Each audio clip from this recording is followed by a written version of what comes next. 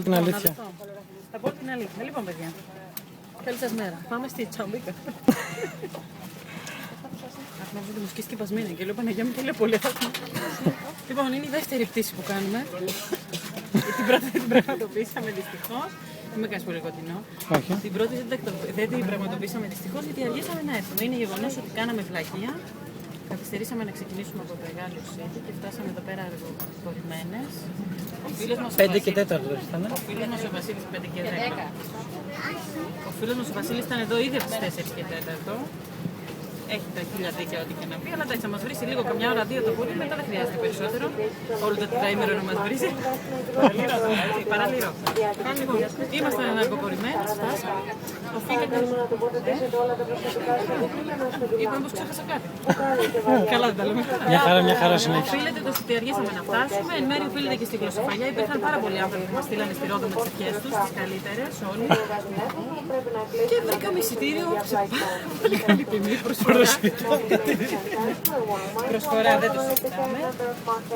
Με την Ολυμπιακή θα πετάμε τώρα και καλό ταξίδι να έχουμε. Δεν αντέχω να πω τα υπόλοιπα που πάθαμε. Θα ρωτήσουμε τη Λία. Λίτσα μπορείς να πεις, συγγνώμη λίγο, συγγνώμη. Λίτσα μπορείς να πεις τι άλλο πάθαμε. Τίποτα άλλο, δεν κάλυψες. Εκτός από την πτήση, χάσαμε και το μισόχοντο σέντερ. Λία, περιμένω να μας πεις τι ακριβώς πράγματα σου. Δεν τα είπε. Ακριβώς τι πράγματα σου δεσμεύσαν κάτω στο τσέκι. Έλα, πες μας. Βάσο, ξεκίνα λίγα. Το βασικότερο είναι το opti free που χάσαμε. Η φακή μου, πολύ βασικό, πολύ σημαντικό κομμάτι. Μετά πάμε. Θυμάμαι τι άλλο. Ένα παντέν.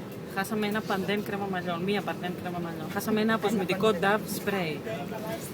Χάσαμε ένα Dettol. Σημαντικό. Σημαντικό. Υγρό κιόλας Dettol.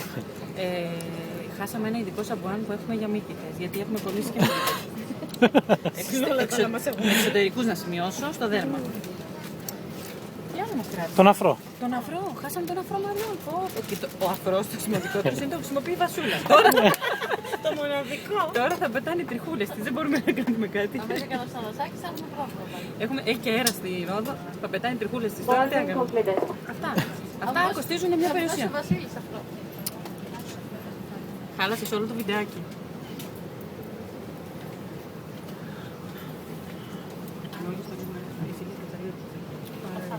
Λοιπόν, χάλια μέχρι στιγμής. Εντελώς.